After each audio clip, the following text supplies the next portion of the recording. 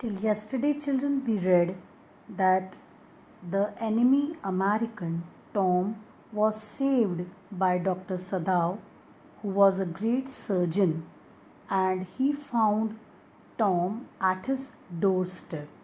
So, though he was an American, Sadao, being a surgeon and out of humanity, saved Tom.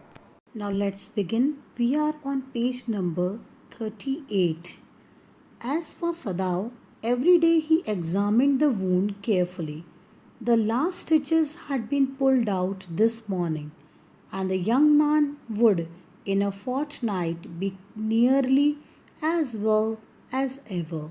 Sadao went back to his office and carefully typed a letter to the chief of police reporting the whole matter. So when Sadao found that Tom was getting well now, he thought of reporting about Tom to the chief of police. On 21st day of February, an escaped prisoner was washed up on the shore in front of my house.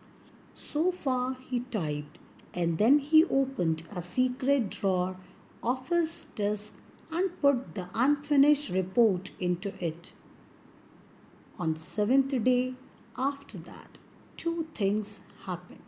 So, children, we find that though he started to write the letter to inform chief of police, but he was not able to do so.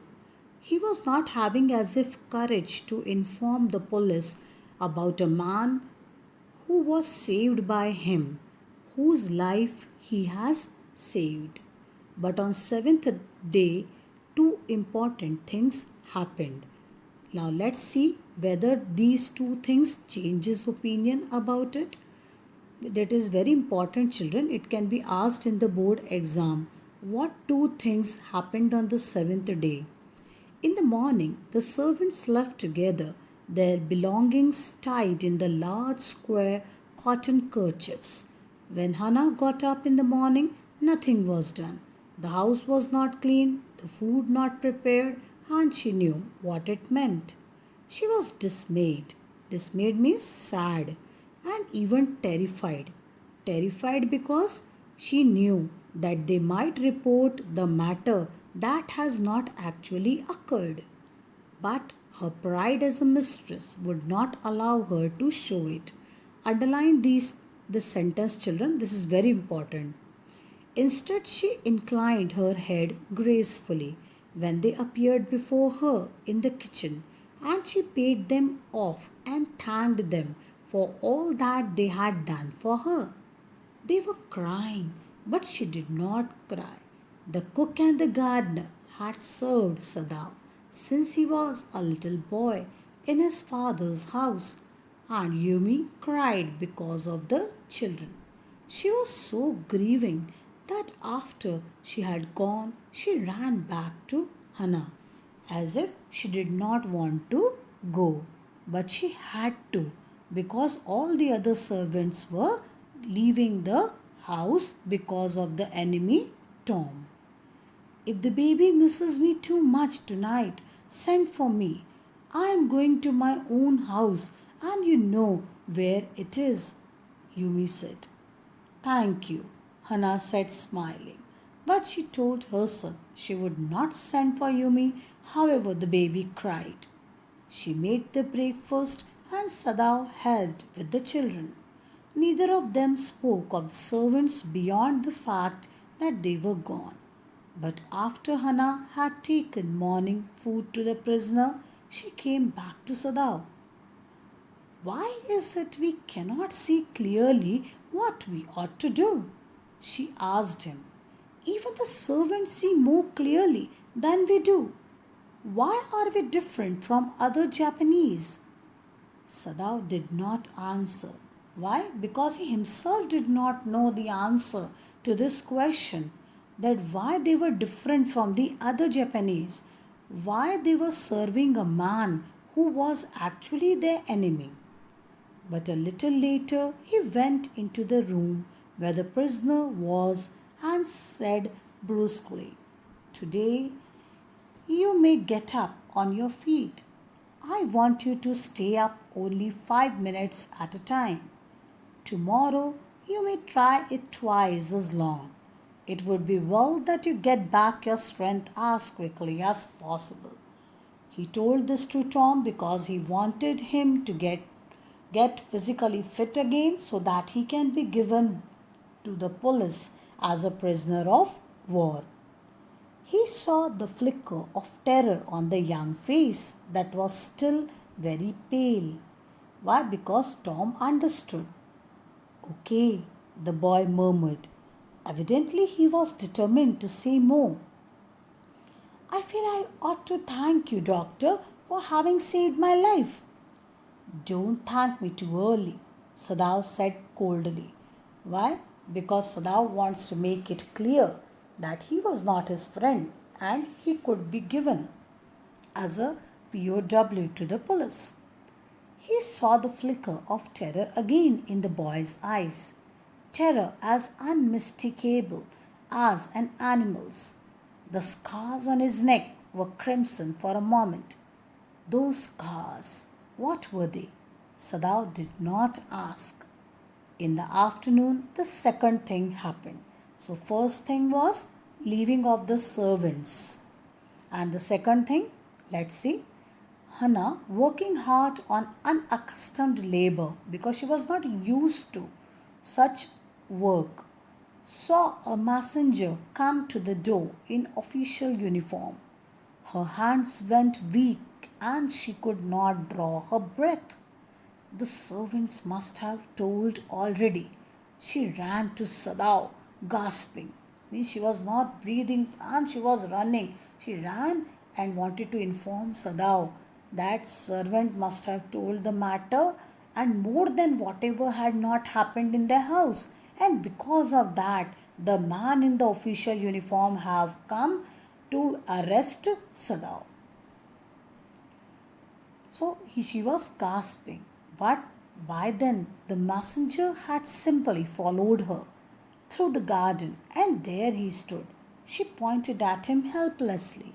So before she could inform about the messenger was already there.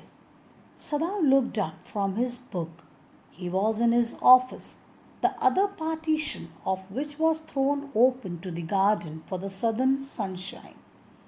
What is it? He asked the messenger. Then he rose, seeing the man's uniform.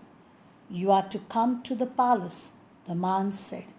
The old general is in pain again. Oh, Hannah breathed. Is that all? All? The messenger exclaimed. Is it not enough? Indeed it is, she replied. I am very sorry. When Sadao came to say goodbye, she was in the kitchen, but doing nothing. The children were asleep and she sat merely resting for a moment, more exhausted from her fright than from work. So she was more tired because she was afraid. Because of being afraid, she was tired, not from the work that she had done for the day. So first thing was leaving of the servants and second thing was coming of the messenger of the general. I thought they had come to arrest you, she said. He gazed down into her anxious eyes. I must get rid of this man for your sake, he said in distress. Somehow I must get rid of him. Sadao goes to see the general.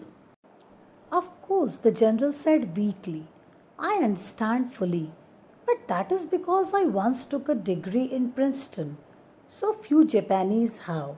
So it seems that Sadao has told to the general everything, that he has saved an enemy. I care nothing for the man, Excellency, Sadao said, but having operated on him with such success? Yes, the general said.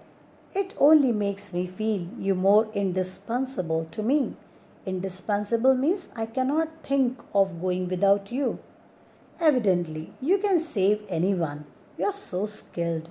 You say you think I can stand one more such attack as I have had today? Not more than one, Sadao said.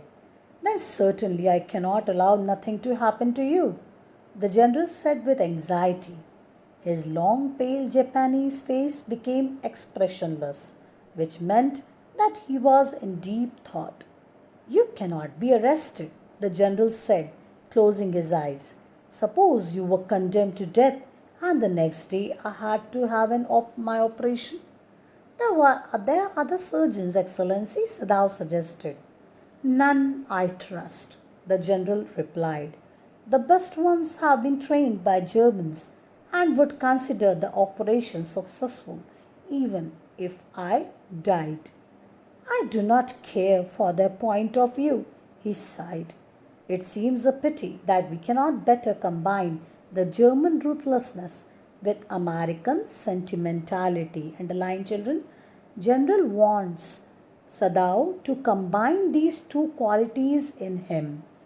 German ruthlessness means that the German people, they're never emotional, they're never going to think about the patient on whom they're working, and they're not updated technologically like Americans, according to the general. And Americans are emotional, they will think about the patient. So he says that like American, he should be emotional also, and like German, he should be technical also. So behave like an American with him and like a German with the enemy.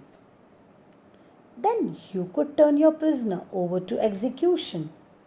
And yet I could be sure you would not murder me while I was unconscious.